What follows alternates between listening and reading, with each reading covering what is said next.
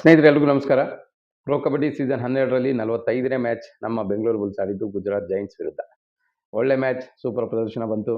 ಮೊದಲ 10 ನಿಮಿಷದಲ್ಲಿ ಲೀಡ್ ಇದ್ದಿದ್ದು ಗುಜರಾತ್ ಜೈಂಟ್ಸ್. ಬಟ್ ಅದಾದಮೇಲೆ ವಾಪಸಾತಿಯಾಗಿದ್ದು ನಮ್ಮ ಬೆಂಗಳೂರು ಬುಲ್ಸ್. ಚೆನ್ನಾಗಿ ಆಡಿದ್ರು, ಒಳ್ಳೆ ಲೀಡ್ನ ಮೇಂಟೈನ್ ಮಾಡೋದು ಹೇಗೆ ಅನ್ನೋದನ್ನು ತೋರಿಸ್ಕೊಟ್ರು. ಸೊ 4 ಪಾಯಿಂಟ್ ಲೀಡ್, ಹಾಫ್ ಟೈಮಲ್ಲೂ ಕೂಡ 4 ಪಾಯಿಂಟ್ ಲೀಡ್ ಇತ್ತು. 17-13 4 ಪಾಯಿಂಟ್ ಮುಂದೆ ಇದ್ರು. ಅದಾದಮೇಲೆ ಸೆಕೆಂಡ್ ಹಾಫಲ್ಲೂ ಕೂಡ ಅಷ್ಟನ್ನೇ ಮೇಂಟೈನ್ ಮಾಡ್ಕೊಂಡು ಬಂದು 28-24ರಲ್ಲಿ ಮ್ಯಾಚನ್ನು ಗೆದ್ದರು. ಆಕಾಶ್ ಶಿಂದೆ ಲೆಫ್ಟ್ ರೈಡರ್ನ ಬಳಸಿದ್ದು ನಮ್ಮ BC ರಮೇಶ್ ಅವರ ಒಂದು ಒಳ್ಳೆ ಮೂವ್ ಆಗಿತ್ತು. ಹಾಗಾಗಿ ಒಳ್ಳೆ ಪಾಯಿಂಟ್ ಸಿಕ್ತು. ಇವನ್ ಶಾದ್ಲು ಮುಂದೆನೇ ಹೋಗಿ ಪಾಯಿಂಟ್ ತೊಗೊಂಡು ಬಂದರು. ಒಂದು ಸೂಪರ್ ರೈಡ್, ಅದು ಮ್ಯಾಚನ್ನು ಟರ್ನ್ ಮಾಡ್ತು, ಮ್ಯಾಚನ್ನು ಗೆಲ್ಲಿಸ್ಕೊಡ್ತು. 6 ಪಾಯಿಂಟ್ ತಗೊಳ್ತಾರೆ. ಜೊತೆಗೆ ಒಂದು ಟ್ಯಾಕಲ್ ಪಾಯಿಂಟ್ ಕೂಡ ತಗೊಳ್ತಾರೆ ಆಕಾಶ್ ಶಿಂದೆ. ಇದ್ರ ಜೊತೆಗೆ ಆಶೀಶ್ ಮಲ್ಲಿಕ್ ಕೂಡ 4 ರೈಡ್ ಪಾಯಿಂಟನ್ನು ತಗೊಂಡ್ರು. ಡಿಫೆನ್ಸ್ ಅಂತೂ ಸೂಪರ್ ಆಗಿತ್ತು. ಕ್ಯಾಪ್ಟನ್ ಯೋಗೇಶ್ 6 ಟ್ಯಾಕಲ್ ಪಾಯಿಂಟನ್ನು ತಗೊಂಡು ಮಿಂಚಿದ್ರು.